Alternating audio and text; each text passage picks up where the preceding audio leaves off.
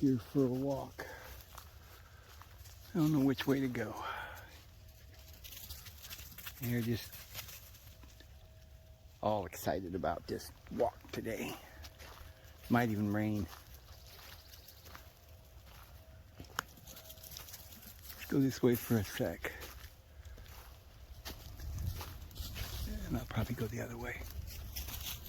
What a beautiful day. I noticed that got hot, you know, last couple days got pretty hot, and all of a sudden it's just blooming. Trees are blooming down further, lower in the valley.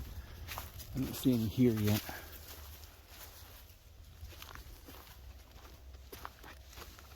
Did remember my selfie stick today.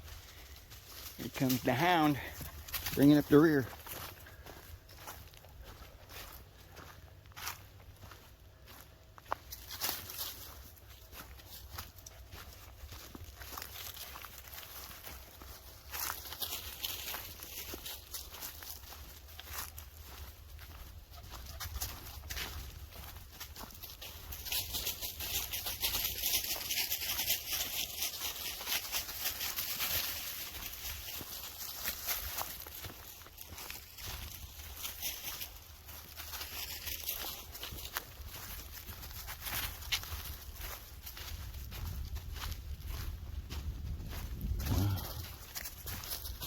Nice little creek. Here's the water dog, huh?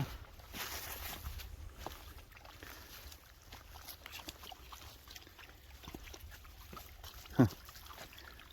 So neat.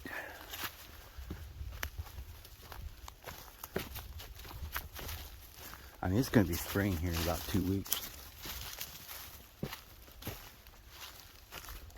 It just decides it's going to be spring, and bam, it's spring.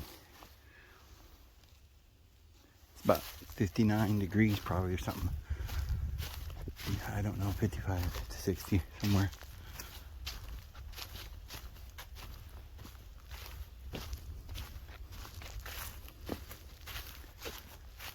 Boy, these dogs are getting to be dogs. They're not even puppies hardly anymore.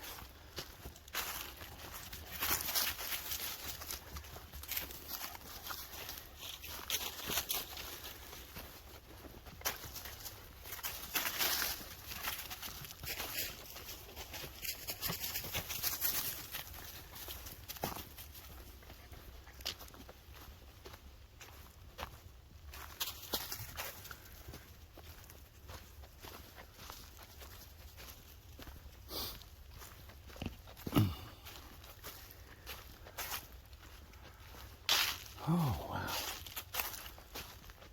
This is what I'm going to miss. The forests. I think I might be in Georgia. I might be over the line now. I don't know if I'm in Alabama or Georgia. You can never tell. I don't remember crossing the line. You usually have a sign when you cross over, so I'm probably still in Alabama. Not sure.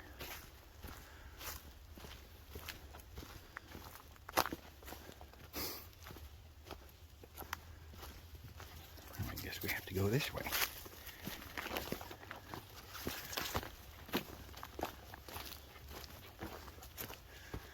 Oh, these trees just snapped over like that. Lots of trees just fell over. Let's have a big wind up here. There's another one over there.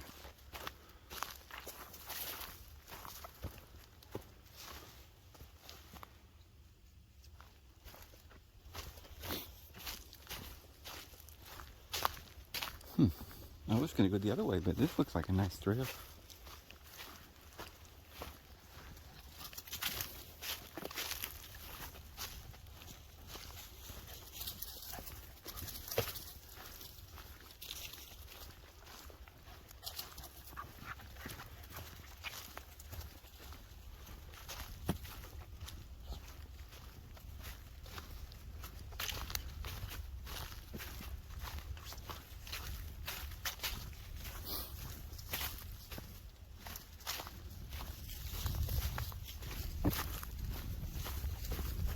I had to get out of the house today, and it was like, well, phone said it was gonna rain, about 50% chance, 60%.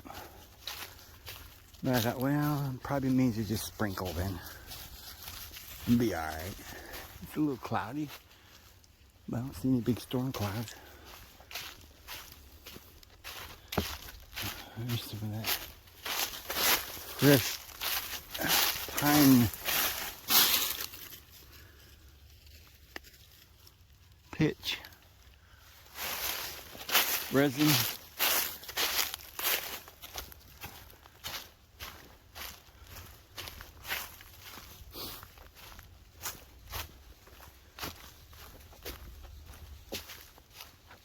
I wasn't so worried about these dogs when they were puppies. But now I kind of worry. Not having them on a leash or anything out here. And this is a park of some kind. DeSoto State Park. That's what I think it said.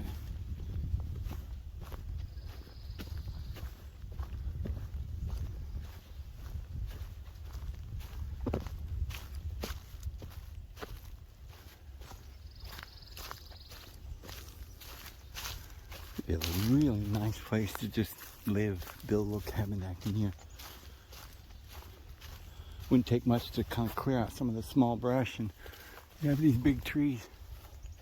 Like a park in here. I don't even know if I'd want to take out many of the small trees. Anyway, you can walk pretty good anyway. There's not much brush or anything.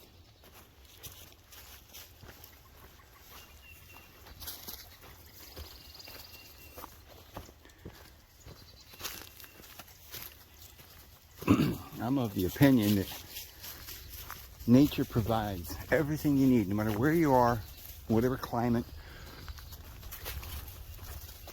or geography. There's right there provided for you the materials that you need to eat, to clothe yourself, feed your animals. But you probably should live with the kinds of animals that live in that area, you know. Although it seems like wolves and coyotes and foxes and stuff are pretty much universal everywhere, but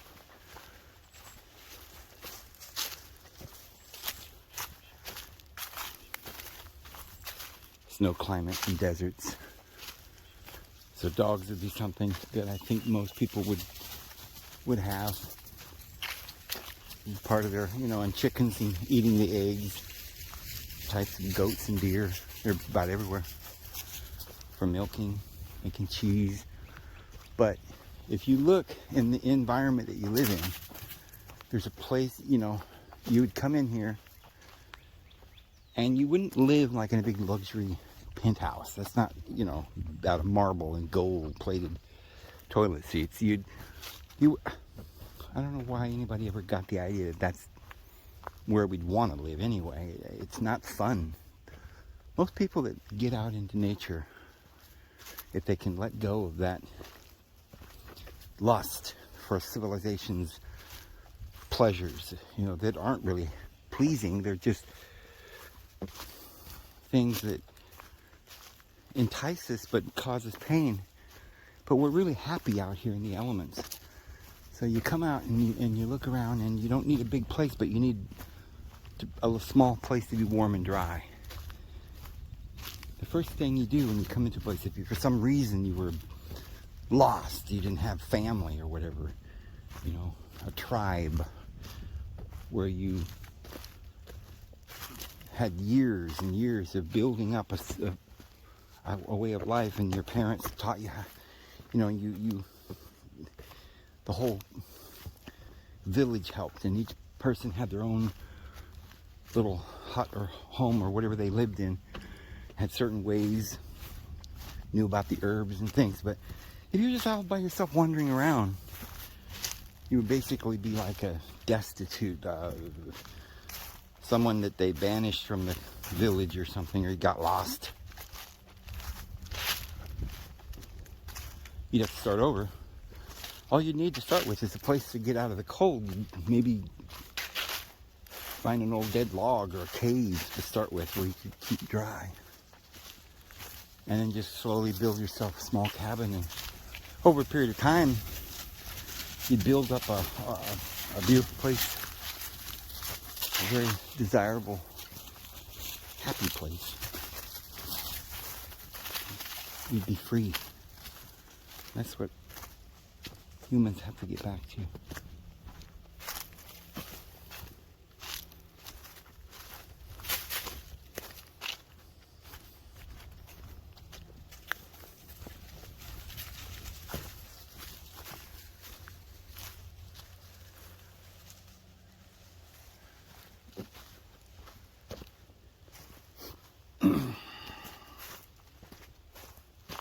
About 4 or 5 days before I'm heading out.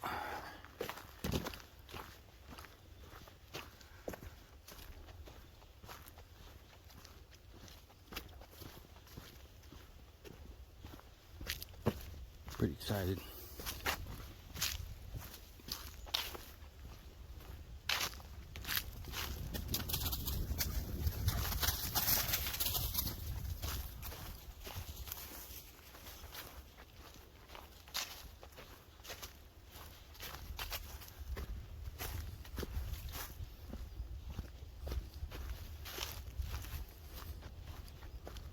But it does help to have a few modern things like a hatchet, a saw, things like that. They made their own hatchets, you know, the natives did, with rocks and tools. You can make tools. Of course.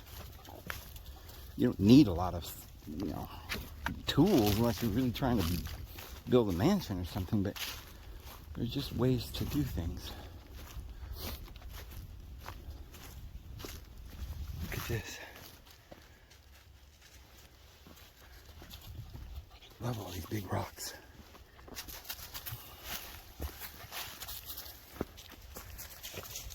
Huh.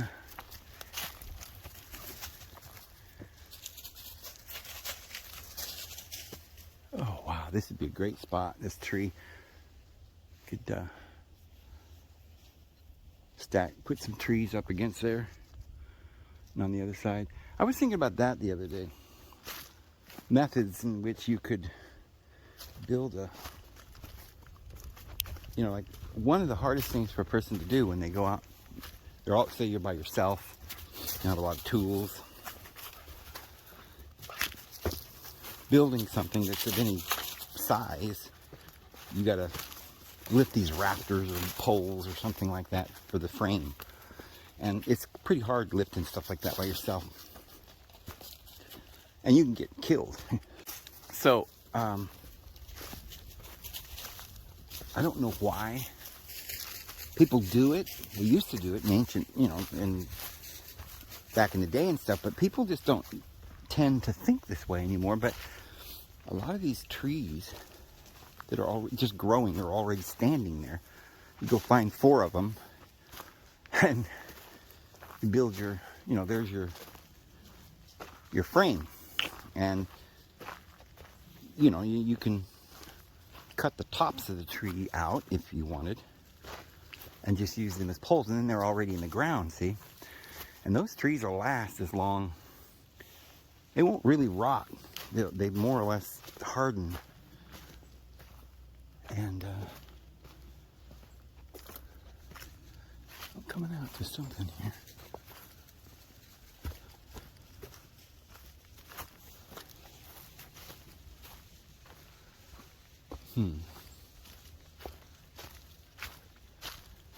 I don't want to come out to where there's a bunch of people because I've got these dogs. Yeah, there's a car. Let's go this way, guys.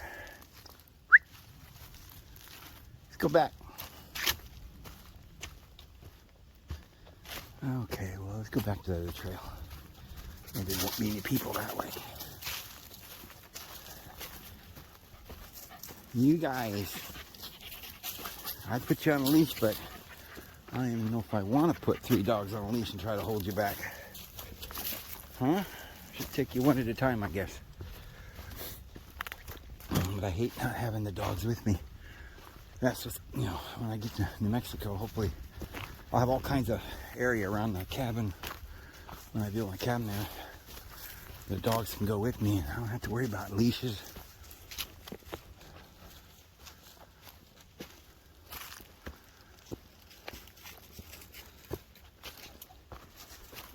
Huh.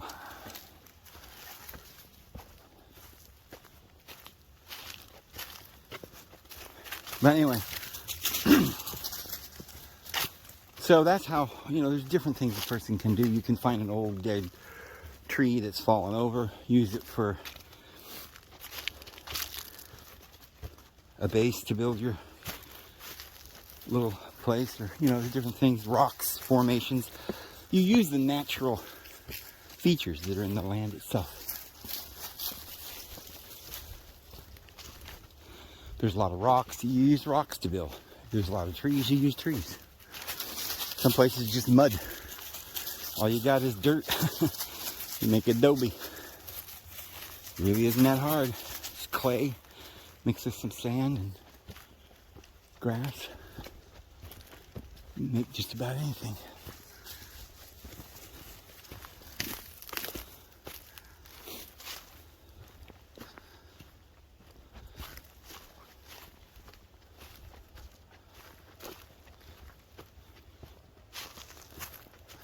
I can see right now I should have took this coat. I don't know why I had this coat on. I have to go back to the truck and put my coat up.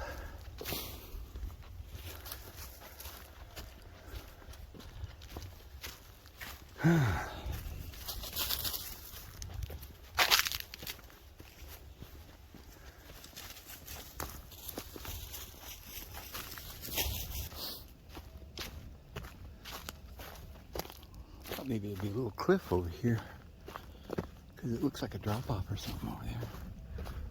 Maybe. I like to sit and look at the view. And both these trails look like they're going the same way.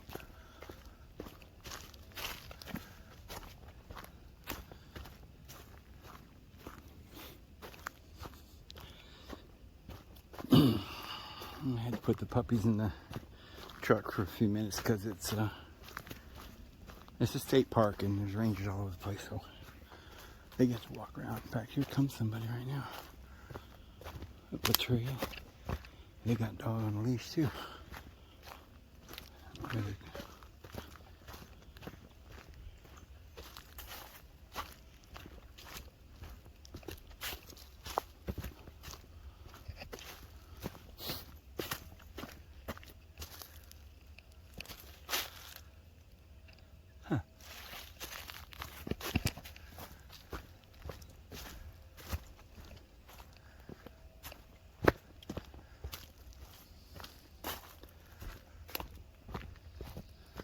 Just want to get a good view. Get a good exercise. Do some hiking. See something neat. I don't see many animals today. I don't hear a bird. You hear birds? I don't hear birds anywhere. Sometimes you just hear them tweeting.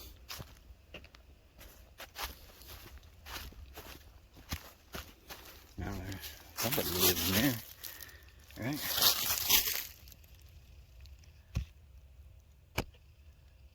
Huh. Wonder what was that?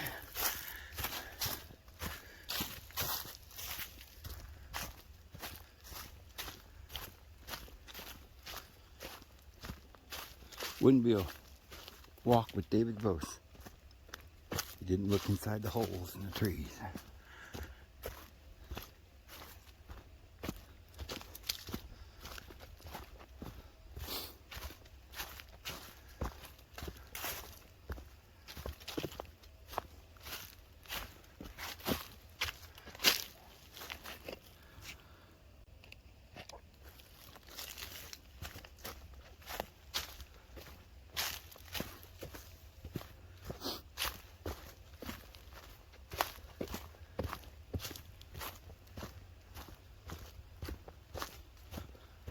We're going down kind of a ravine now.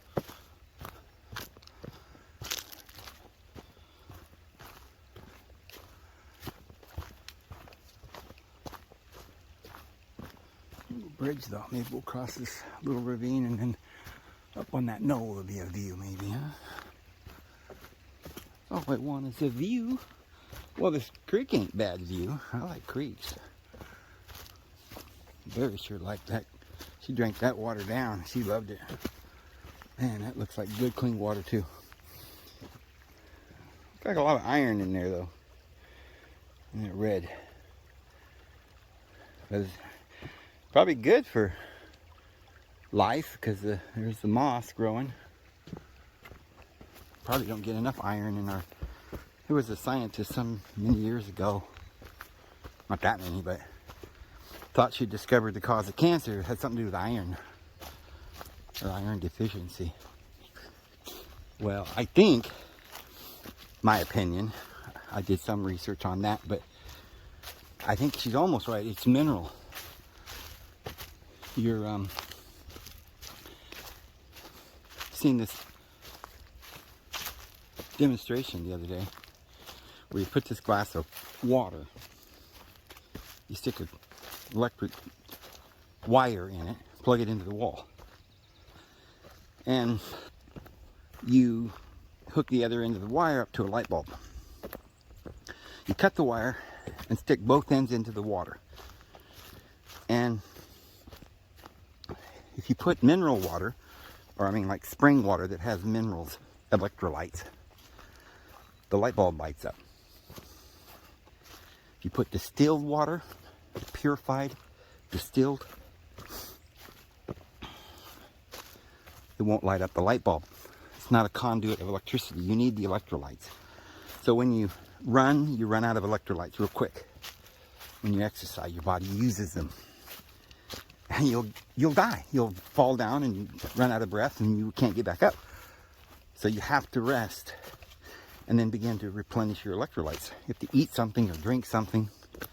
It's best to drink. And that's why people drink Gatorade, which is so stupid because they may have some electrolytes. It's all man-made, their idea. But it's got all kinds of corn syrup, which is deadly to your body. But in order to have life in your body, you've got to have those minerals all the time. It's another thing that happens when you're fasting. Fasting is very healthy for you, but it can make you weak. Only if you're not drinking mineral water, or I should say spring well water, creek water, real, actual water from the ground. Or you can buy spring water. And if you're not drinking it while you're fasting, if you're just drinking distilled water, it could kill you to fast. Because after just 48 hours, your body gets rid of a lot of these, well, gets rid of the sugar. Starts going into ketosis. And it starts eating up the fat around the liver. And so if you've got cancer or any disease whatsoever, it all stems from the fatty stuff around your liver, because the liver is what keeps your body alive. It's not really the heart, it's the liver. And when you get a fatty liver, that just means you have a gut. If you have a gut, and you can have it if you're thin too. If you drink a lot of alcohol, sometimes people are thin. They still have a big fatty liver. And psoriasis and stuff like this, cirrhosis of the liver, excuse me. And it'll kill you. But your liver will literally, within 3 years, it'll be all well again. And you can literally get rid of all the fat around your liver within just a few days or a week or so if you fast. 48 hours of fasting with spring water will revive your liver pretty good. And then you start... Now what happens is a lot of people get so far, all it means when they can't fix you, you got to get a liver transplant. Well, they're wrong. You don't have to, because they don't understand it. What's happened is that the liver makes bile. There's little ports, and when those little channels get plugged, you don't make bile. You can't live if it's completely plugged. So how do you unplug? Well, you don't do an operation. Oh, look at this. You fast. It could take, you know, you get most of the fat away from your liver within just a few days, but sometimes you may need to fast 30, 40 days. If you really love your life, it'll eventually clean out the arteries, the little channels, and once that bile starts flowing from your liver will heal within a short time.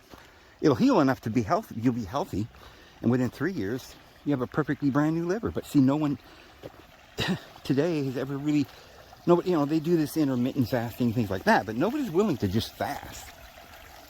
Isn't this beautiful? Oh, wow. Reminds me of my old creek.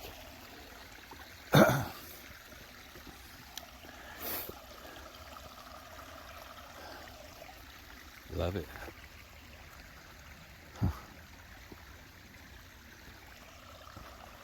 Just lovely.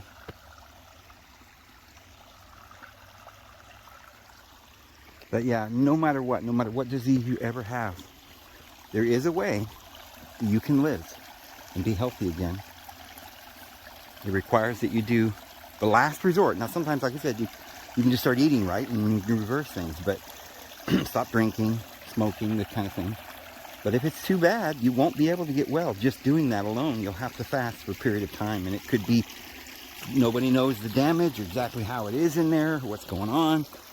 So all I can tell you is probably within 30 or 40 days, it has to fix itself. It has to, if you just keep fasting.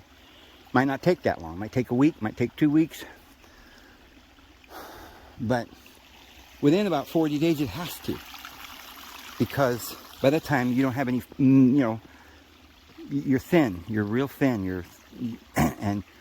And well, I mean, forget 40 days. Just, you might have been 300 pounds when you started, you know. And so you could probably go a lot longer than 40 days. But you have to get your body fat down, where you have no stomach and no fattiness around the liver. Now, yes, you will start, if you go 40 days and you don't eat anything, you get rid of all the glycans and you're on ketosis, you're starting to burn all the fat. You start with the liver, you belly fat. But then, once you get all that done, of course you're not completely, like I said, you're not all the way done. There may be little channels and ports and stuff in your liver that haven't been unplugged, or your kidney or your pancreas. Doesn't matter what, you got gallbladder disease. They say you got to die. You got to go get it out or something. Don't do it. Just fast. Over a period of time, it'll clear itself up. But like I said, if you're 300 or 400 pounds, you might have to fast. Now, you can't just fast, because then you might start eating a little away at your muscle and stuff like that, and you need, you know, they say, we don't know. They say, though, you will burn up some of the muscle, but mostly fat. At the beginning, you only get fat. But then it starts, you lose up all the glycan that's stored up in your fat, and it kind of goes to your muscle. But I don't really believe that it does that until you've run out of a lot of fat. Most of your fat. I don't think there's any problem with that. People say that. But what you do then is you can drink something like a glass of milk every few days, just to make sure you replenish your electrolytes. And, well, you're going to drink spring water anyway. But, and that's another problem, that people do this with drinking distilled water, or they drink coffee or something, you know. But coffee wouldn't even be that bad. You can fast just drinking coffee. Coffee's got a lot of potassium and minerals. But use your mineral or spring water to make your coffee. But it's better if you just drink spring water. But in order to, you know, keep yourself healthy, you can drink a little glass of milk or something before you go to bed at night. I mean, it's going to take longer, but that way you ensure that you don't, you know, start losing muscle mass. But I don't think you'd have any problem with that, at least not the first 30 days or so. Anyway, especially if you're real heavy.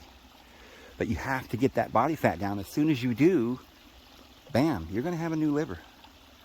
And you will get well. That's all that's wrong with any human being, because no matter what it is, the brain,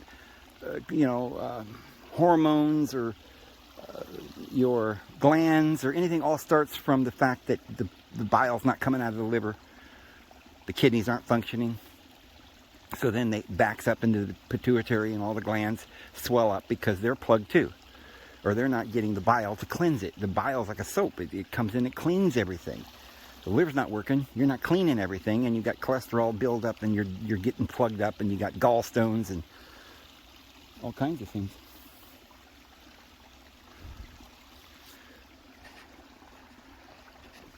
Let's go up through here.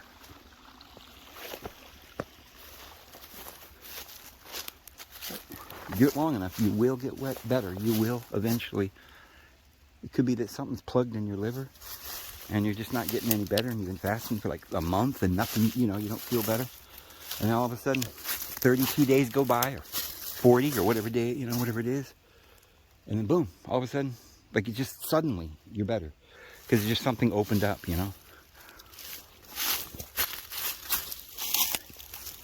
But if you love your life, there's never a reason to die from bad health. And that's an extreme example. Somebody would have to fast that long. Usually, even intermittent fasting, just one meal a day, will cure it over a period of time.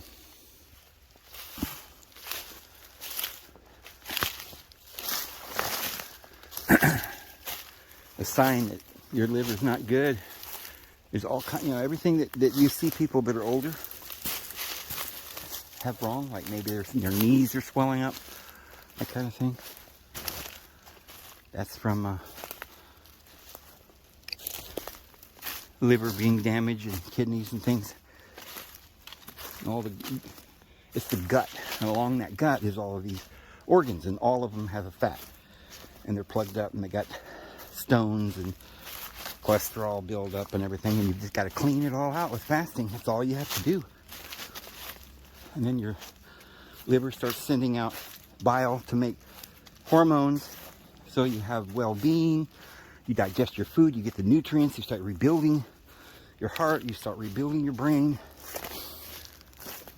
Everything. You'll get weak, though, if you use distilled water, so never drink distilled water. That'll make you very weak.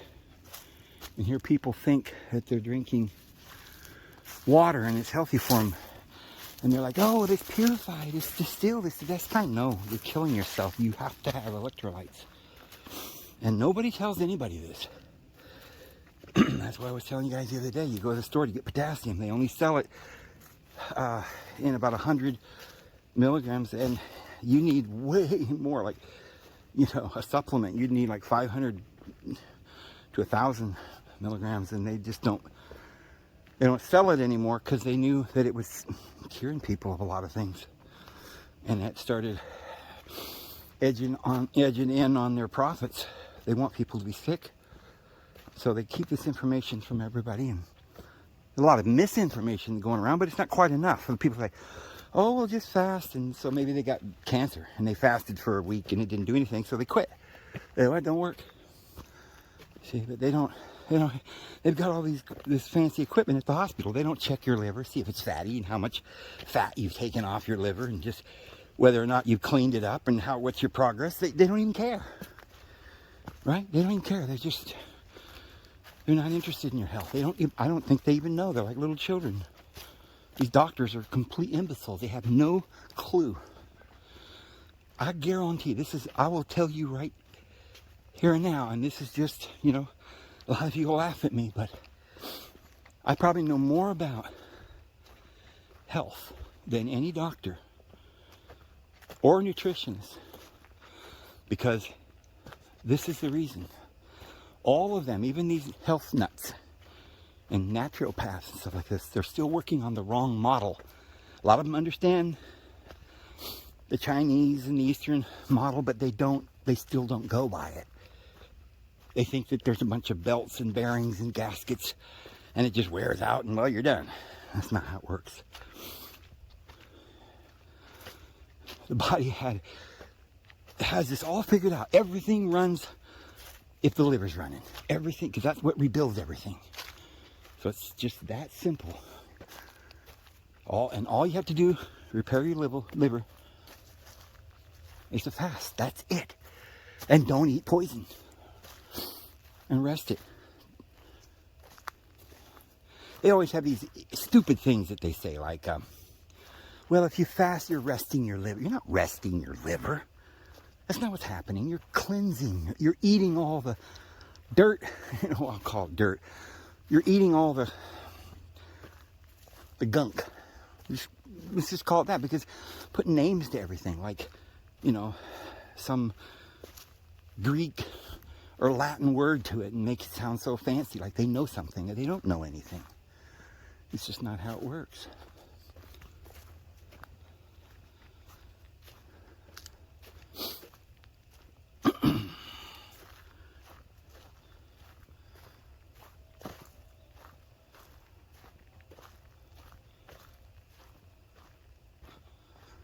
So, some of my listeners, you may have cancer or any disease you can think of. Diabetes is a precursor to cancer, and heart disease, all the rest. It's all connected. They're all the same.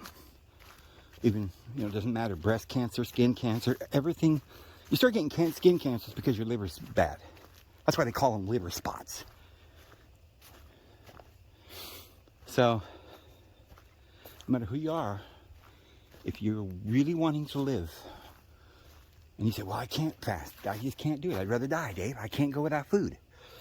Well, do it for 24 hours. You can do that. And at the end of 24 hours, then say, you know what? I think I can go another 24.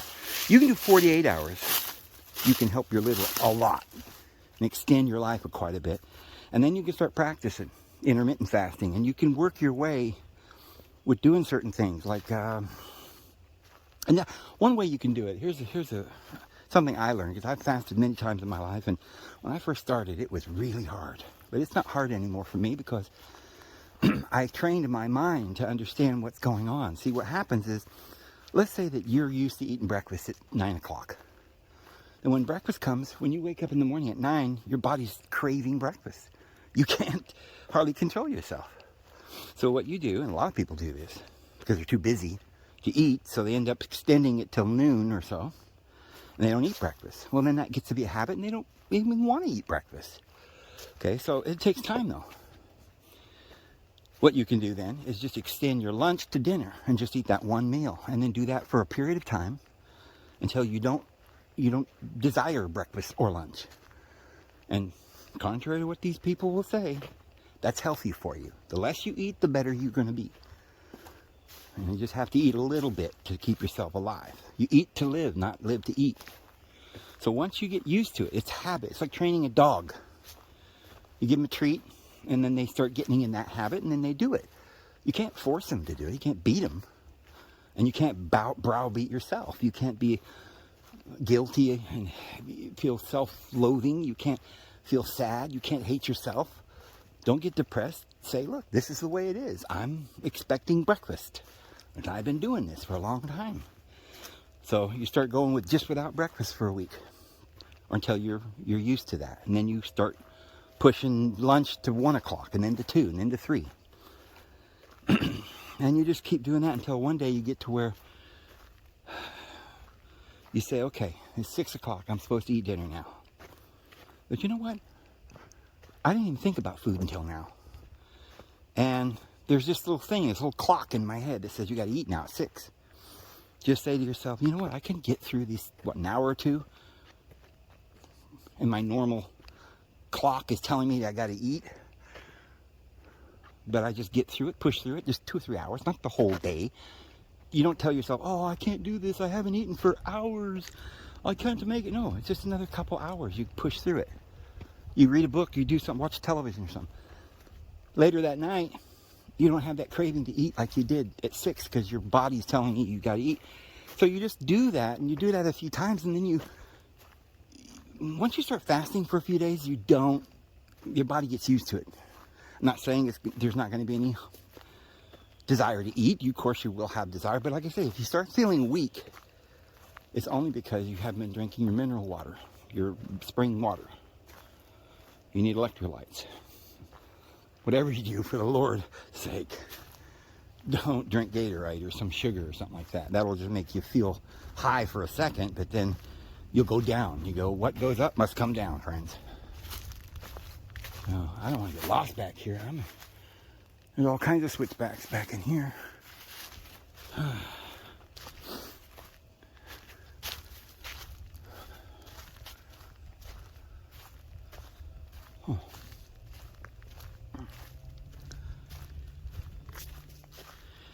And one thing you can do, one of the best things you can do is to take apple cider vinegar as well. And here's another thing. Eat an onion every day or a clove of garlic every day. That'll cure you of just about anything. It works better than high blood pressure pills, they say. They've done studies for your blood pressure, for cleaning the arteries and doing all these other things. Well, I don't like garlic. It's difficult for me to take a garlic clove every day. I do like onions, but I can't just bite into a raw onion. You can't cook it either. So what I do is I chop it up into little fine pieces.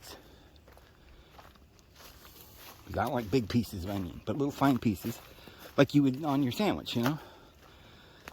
And if you're eating, you can put it on your sandwich. But if you're not, even then, you can just mix it with a little mayonnaise and mustard or something like that, or, you know, whatever seasoning, and just eat it raw onion salad. You know, you can put a little potatoes with it or something, but not much. You're just trying to get the onions, the raw onions. And if you're fasting, don't worry about eating the onion. You need that. So that'll help you too, because there's probably some nutrients and stuff in that onion, for sure. Lots of sulfur. And of course, sulfur is what your body uses to get rid of poisons in your body. It's kind of like how fruit has these phytochemicals that help cleanse yourself and get rid of infections and things. Well, or anti-aging properties. Well, so sulfur has that property. And that's why you can just eat meat and you still be healthy, because at least to some extent, you know, I mean, I think you'll be healthier if you eat vegetables. But, you know, a lot of people just eat meat for years, and it's because there's sulfur in there and potassium and stuff. And your body has to have those electrolytes. Everything is built on these minerals. It's the frame. So everything else in your body, whether it's fat, hormones, anything, all starts with the elements. Some of the elements are smaller, like oxygen, hydrogen, helium, and then some are heavier. You only need a small amount of the trace minerals. Look at this little lake over here.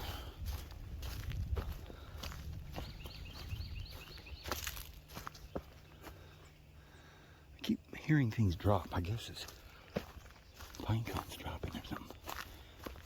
There's a big field of beautiful flowers over here. I don't know what this is. But anyway, get this out, this information, friends, to anyone you know that seriously has cancer or any other disease, diabetes. You can cure diabetes by fasting. Spring water. Eating an onion every day. If you like onions, you can just chew on them like an apple, but I can't do that. I could do it. I could eat one bite or so, but it's not. I prefer mix a little mayonnaise on it, make a little salad or something. You know, the good kind of, you know, I don't get mayonnaise that's made out of hydrogenated oil. Not at all. Don't ever eat hydrogenated oil. They got some that's made out of olive oil, which is really good for you. Now, what do we got here?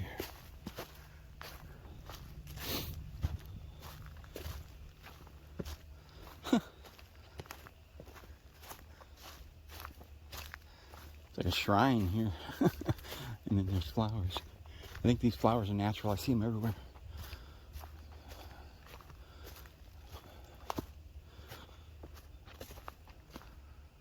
Are these iris guys or daffodils or what? If they're daffodils, then that's what the Holy Sacrament is made out of. When the bees collect their... I bet you the bees, you found a beehive around here, if that's a daffodil, and I don't know. I'll look it up. That might be a well. It's probably an old homestead here. Yep, it is. I wonder how old... Ooh! Maybe that's why they planted the daffodils. Back in the day, they knew this stuff, right?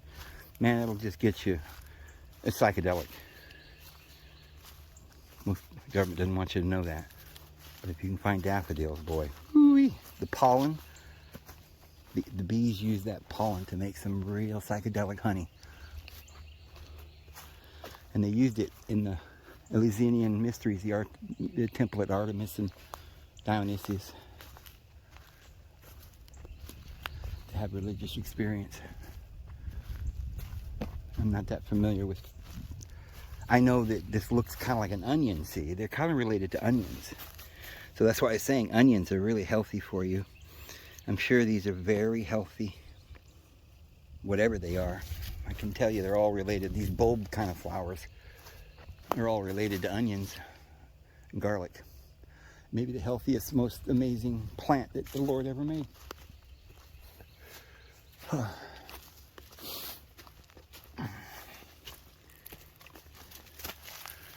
mean, you know, everything has purpose. You couldn't live without. Nature is just completely harmonious. We need everything. Nowadays, we're missing everything. We don't even have water anymore. We got to pay for water, and it's poison water. Look at this, old bucket.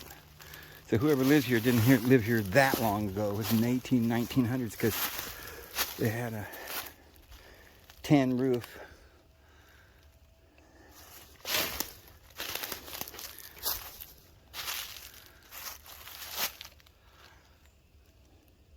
No, probably these trees weren't even here because there's probably this is the foundation right here.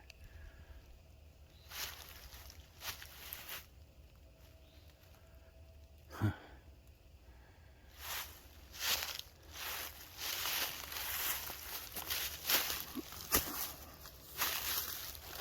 Oh, can't sit there. I don't like sitting next to a tin, something that you can't see underneath because could be snakes under there and stuff like that. You never stick your hand.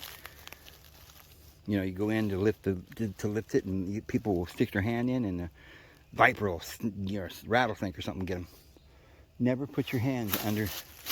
You lift this up right here, and there might be snakes under there. So they can jump out at your feet and everything. So you have to put a stick under there to raise them up. Now we'll sit right here for a minute. Oh.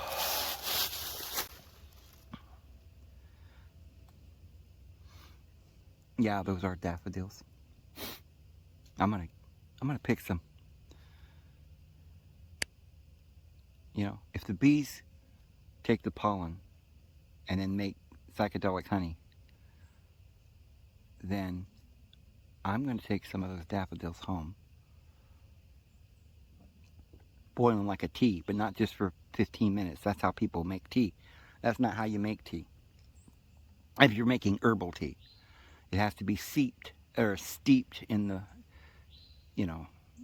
simmering. You have to simmer it like you're making a soup, because you got to pull all the nutrients out of the herb.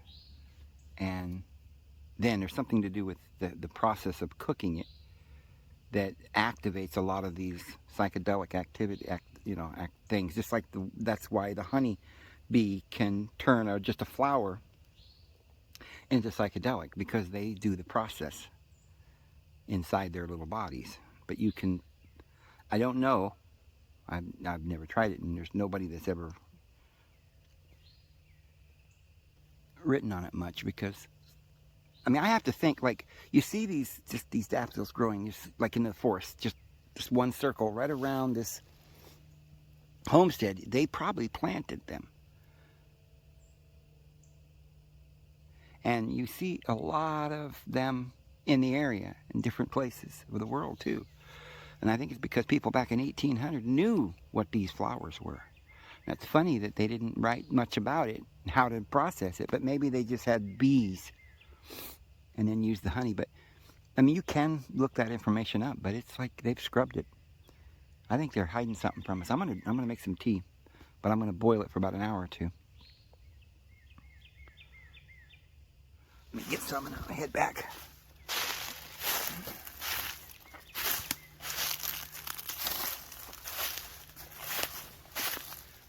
Imagine the bulbs would be good too.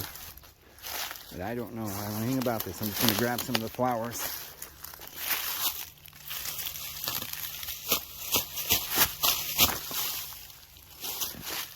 We even got some of the bulbs. And we'll take that with us. We'll head back. Oh boy, look at that.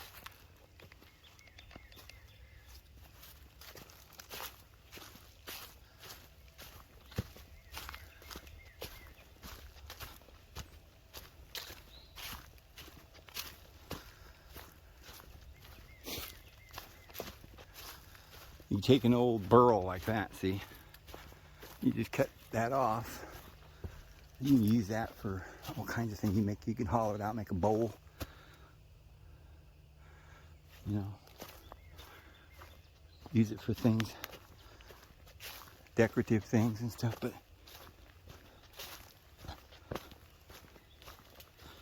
like a container, you can haul it out and put wine in it or something.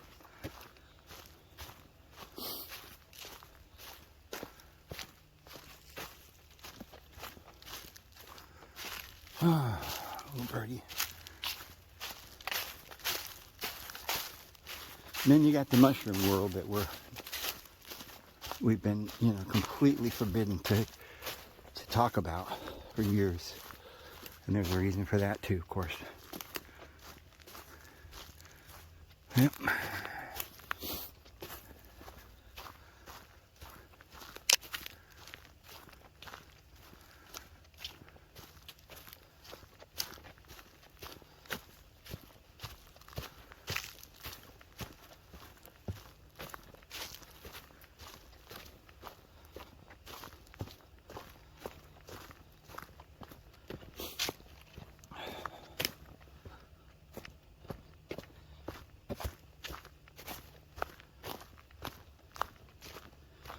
Yeah, we'll be doing a lot more of these nature walks and stuff when I go to New Mexico.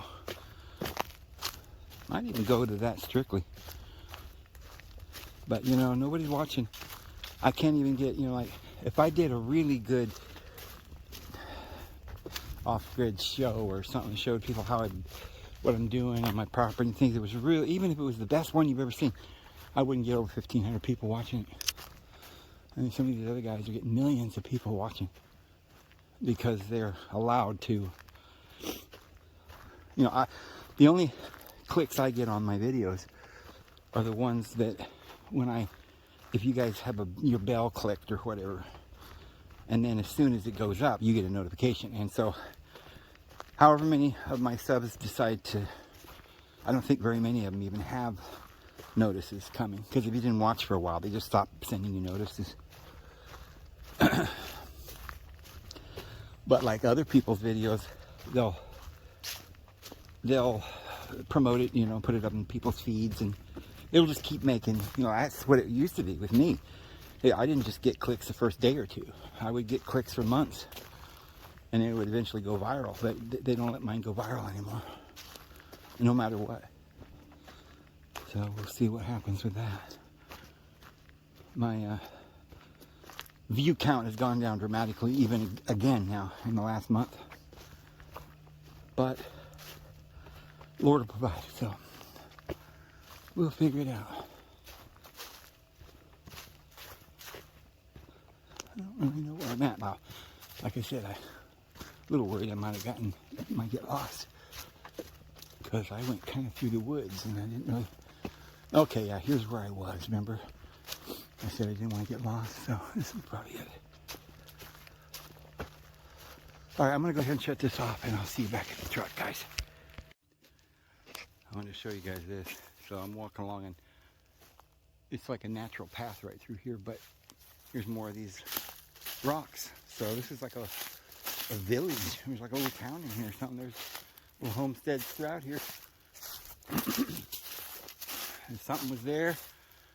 And then there's something over here.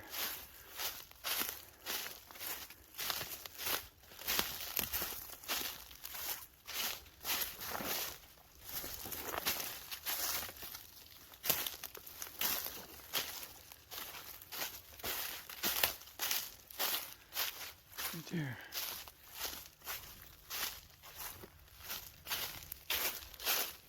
Yeah. This is like an old wall or something. You see these walls going everywhere up through here. Almost like the mound builders. But yeah, I think some of this is not that old, but could have been that they came in here